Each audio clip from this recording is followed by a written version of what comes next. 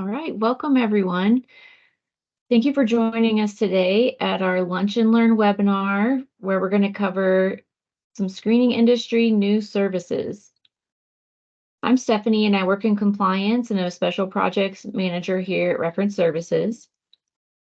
Just wanted to say a quick reminder that we are recording the webinar today, and the recording and slides will be sent out via email within the next few days. We want to start with our legal disclaimer. So as you know, we are a consumer reporting agency and we are not attorneys. So any information given in today's webinar is educational in nature and should not be considered legal advice. Joining me today are Brad, RSI's President and COO, and Heather from our Client Services team. Our agenda today includes a review of new services such as various types of continuous monitoring, consent-based Social Security validation, an update on DOT services, including the FMCSA clearinghouse, a look at annual rescreening options, online presence screening, and new options for oral fluid testing and drug screening, and exit interviews. Throughout the presentation, if you have any questions at all, please submit them in the Q&A chat, and we will dedicate some time at the end to go over those questions.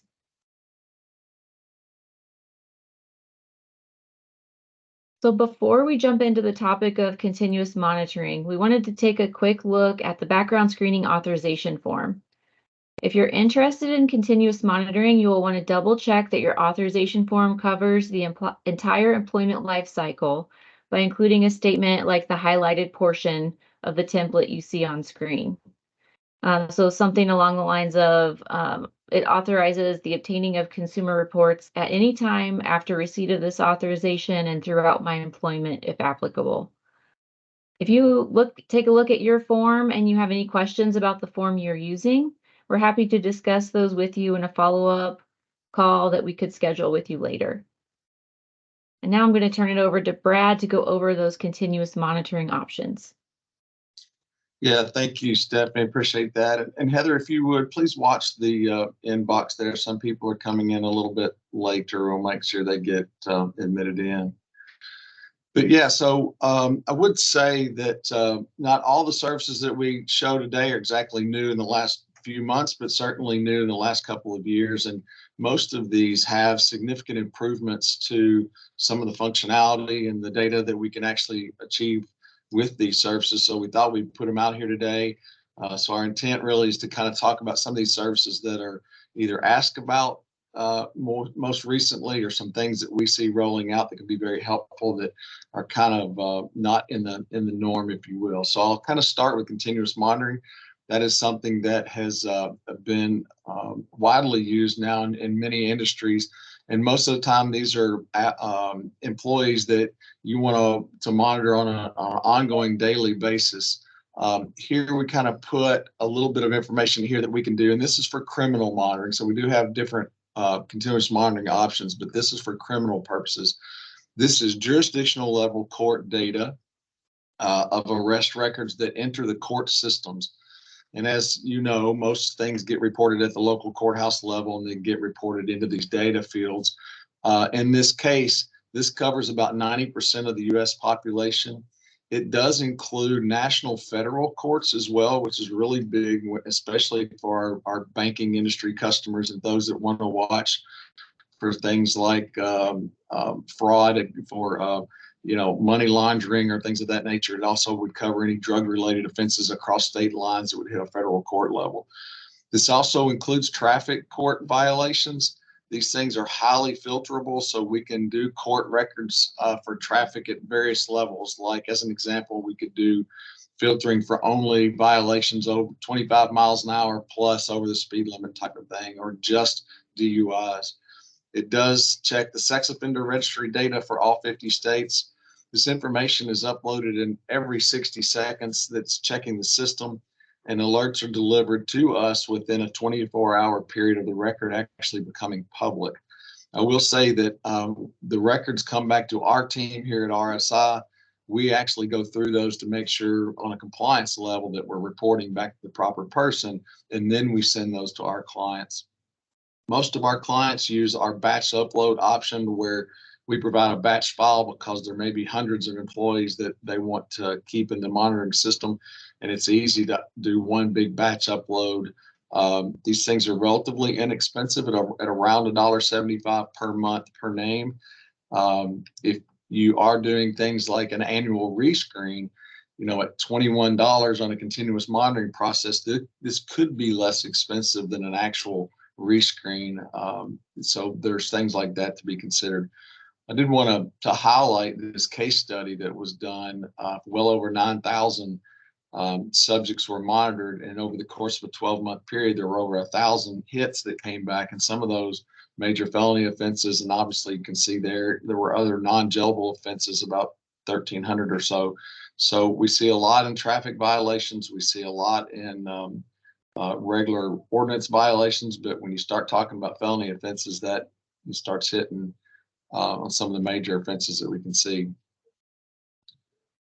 So next on continuous monitoring, or for our folks that are in the healthcare industry, we certainly have the medical exclusion list that we watch. And if you're familiar with all the different levels of exclusions, you can do things that look at the OIG and the DEA, TRICARE and SAM lists. You can elevate that up to the state's Medicaid's list, and you can elevate that up even higher to actually include the board actions list. We can also monitor the medical licenses, and these are all, again, daily real-time monitoring. These services generally run in the $4 to $12 range per year per name, really depending on the level of search that you want. Again, this is also batch uploaded is the easiest way to handle this, but we can do this a single name at a time. It's pretty simple. And then lastly, on the continuous monitoring side is the MVR monitoring, which we have a couple of options here. With our partner with Samba Safety, we can set up a client with them. They have a $500 onboarding fee, which basically we set up an account that allows you to log in and kind of see a score, if you will. But they have two products. One is their Q Transportation, which monitors CDL drivers. That's around $2 per month, but they are all CSA monitoring solutions for compliance, safety, and accountability. And then we also have their Q License product, which is more of an MVR monitoring, which follows just the driver. I should have stated the CDL follows, as those of you in the CDL world, follow the driver and the vehicle, where the MVR just follows the driver. These average about $2.50 per month. These are all things that you would want to do after running a baseline MVR. Then once you've run the baseline MVR, you get a score on a 3-year look back. Then you put the folks into monitoring, and then you get a new score. And anytime that there's a hit or something that comes up on that MVR, they're scored again based on client settings. In this case, there's usually a red, yellow, and green kind of alert system that is used, and that helps flag anybody that may be cautious or have hit the red level, if you will, on monitoring side. Steph, I'll let you take over the consent-based verification. All right, thank you. Consent-based Social Security number verification, or CBSV, is a service that helps determine if an applicant is who they claim to be. So it's running against the Social Security Administration Master File and Death Index to match the name, Social Security number, date of birth, and death indicator to significantly reduce fraud and ID theft.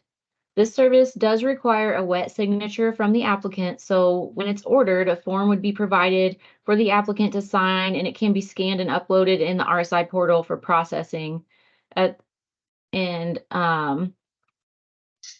CBSV is a little bit, it's actually a different search and serves a different purpose than the Social Security trace that you are all familiar with.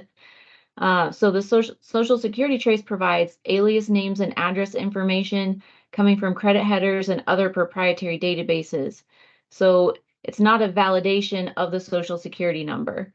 However, it is an important tool. The Social Security trace is an important tool that points us to many other possible sources of information about a candidate, such as guiding which county and state jurisdictions are recommended to be searched, etc.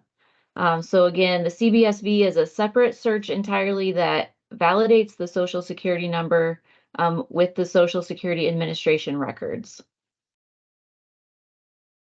The next service we're going to discuss is the DOT FMCSA Clearinghouse. The Clearinghouse provides information to FMCSA regulated employers on drug and alcohol program violations for drivers. In 2020, they began consolidating records into their searchable platform. And as of January of this year, an employer completing a query of the clearinghouse satisfies the DOT's requirement for drug and alcohol violation information going back 3 years. You, as an employer, can designate RSI as your third-party administrator or TPA for these searches. So that would allow us to run the required pre-employment full queries and the required annual queries, which are limited queries. We could run all of those on your behalf.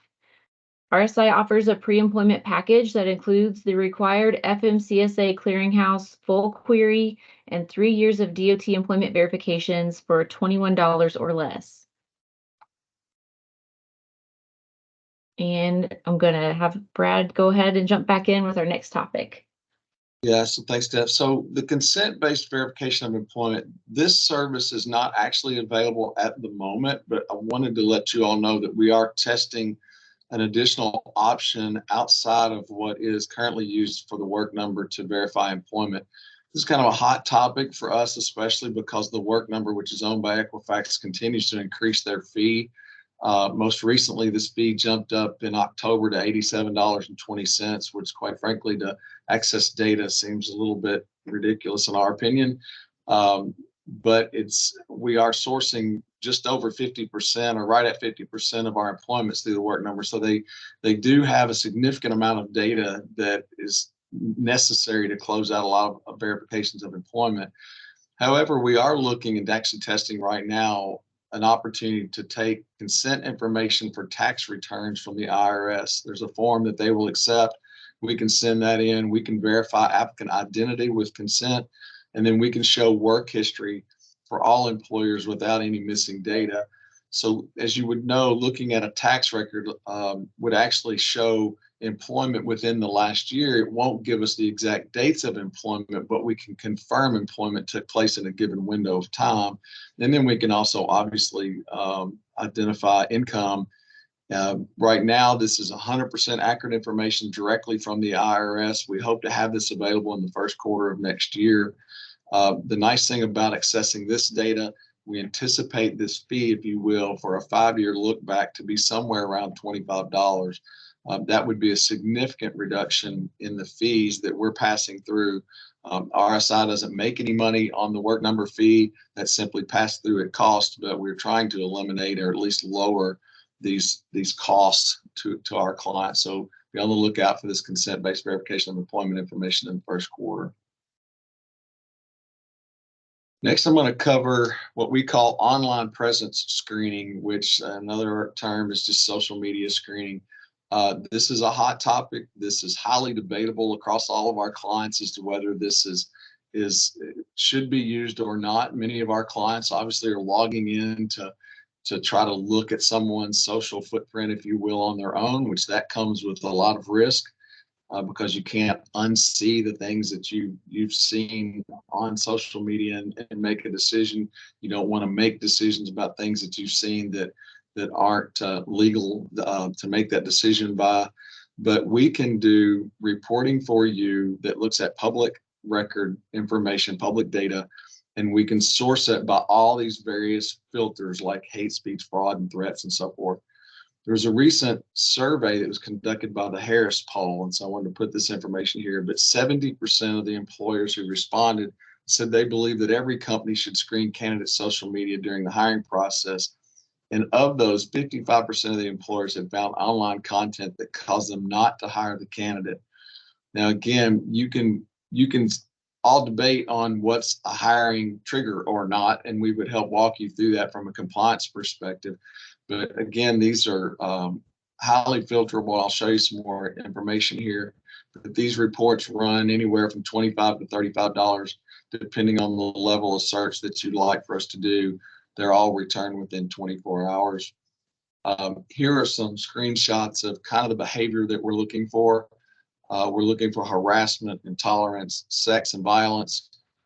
We're looking at threats. We're looking at crime. We can look at cannabis use. We can look at other drugs, information that maybe was in someone's social footprint. We are looking at all the major social media platforms, as you can see here. But what we really like about this is that we're also looking at over 10,000 online sources that are primarily news sources like CNBC, your local news stations, Google and whatnot.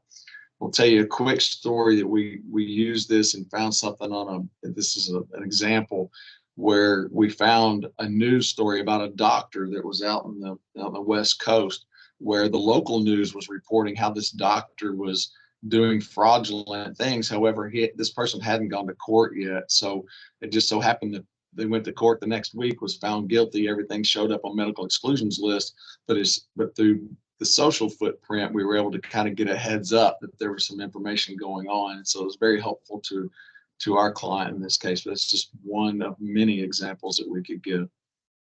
All of these reports are compliant at the federal level, even on the GDPR.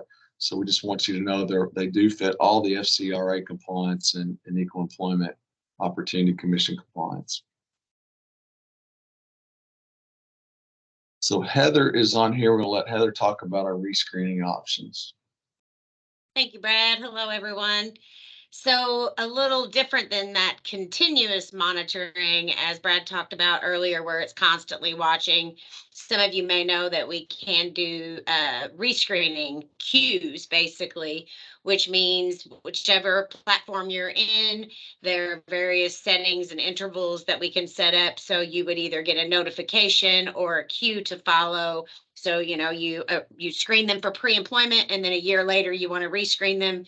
You'll either have a queue to show you they're due for their rescreen or get a notification, depending on which platform you're in. So it is very easy to manage. Of course, we can set it up, strictly annual MBRs, an entire criminal rescreen package, the medical screening, pretty much any service that we offer, you can set up for the rescreening at different intervals.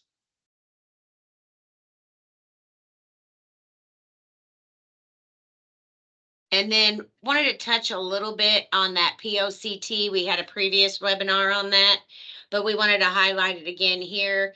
This instant oral fluid testing is becoming more and more popular. It is great for combating that adulteration or substitution that you would see with a urine test. Of course, it's directly observed. The collector is swabbing for that oral fluid. Definitely cost savings there because they're taking place right there at the workplace. They're not being sent to, a clinic for that higher charge for testing. They're very quick and easy. And most importantly, it's that shorter window of detection. So it is showing that more recent drug use as opposed to long term. And if we have 4 to 11 panel devices available, so of course the price will vary based on that panel. They are a per device cost plus shipping cost, and they do come in cases of 25. So a 25 order would be the minimum order. And I think the next slide here is going to show us a little bit about that detection window. So you'll see how that oral fluid is much better for that recent detection. So, the hair can go back a lot farther, the urine, semi-recent back to a lot further, but that oral fluid is really good for that recent detection, those post-accident, etc. This is a screen here on just showing what some of the devices look like. I'm obviously not going to read all this, but they are very easy to use. They do come with instruction manuals.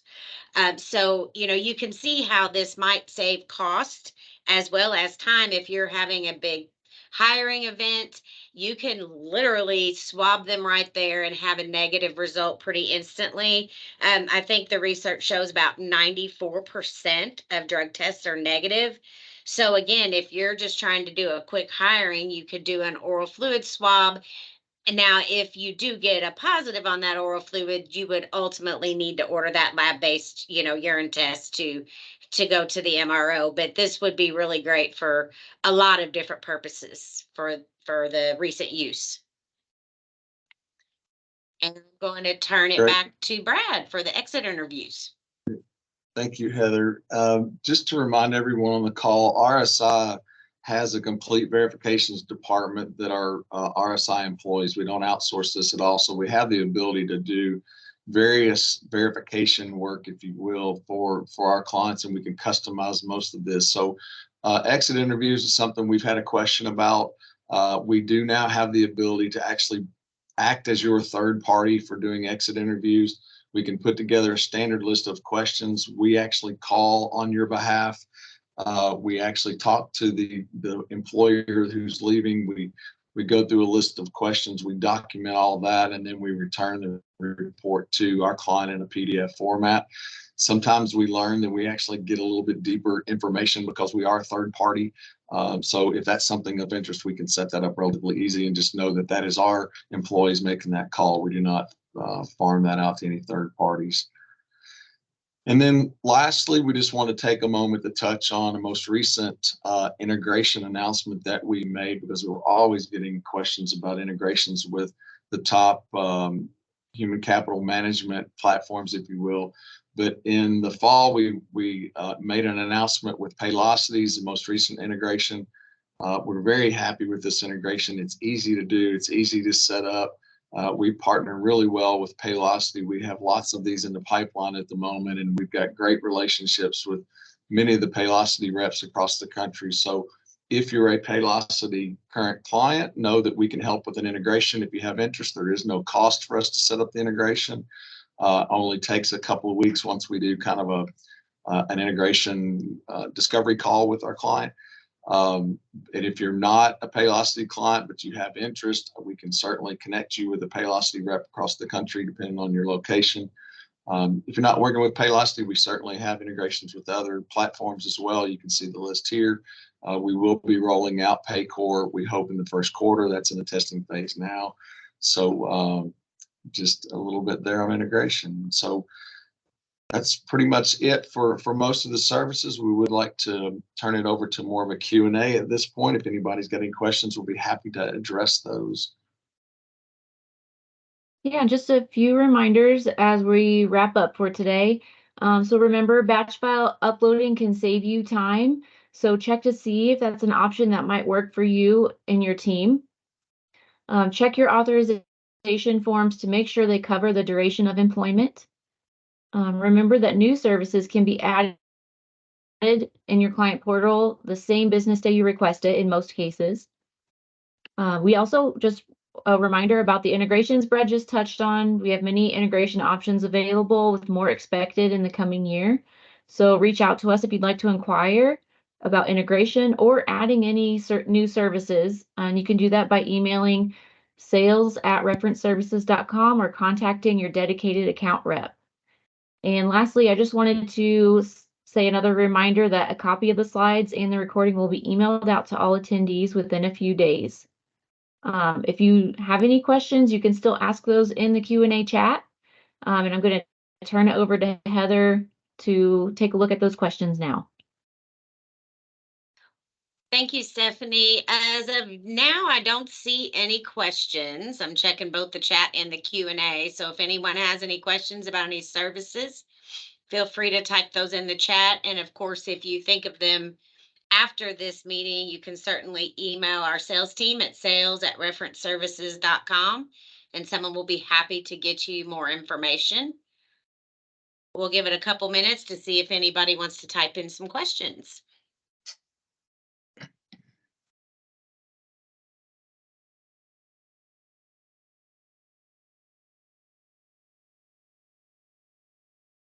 Heather, I did upload a copy in the chat of this presentation. Sometimes that doesn't always work, but again, we will send that out to everyone that's in attendance today. Just want to say thank you again for those of you on the call that are RSI clients. And if you need anything, please reach out to us. We'll be happy to help with any additional questions. Thanks, everybody.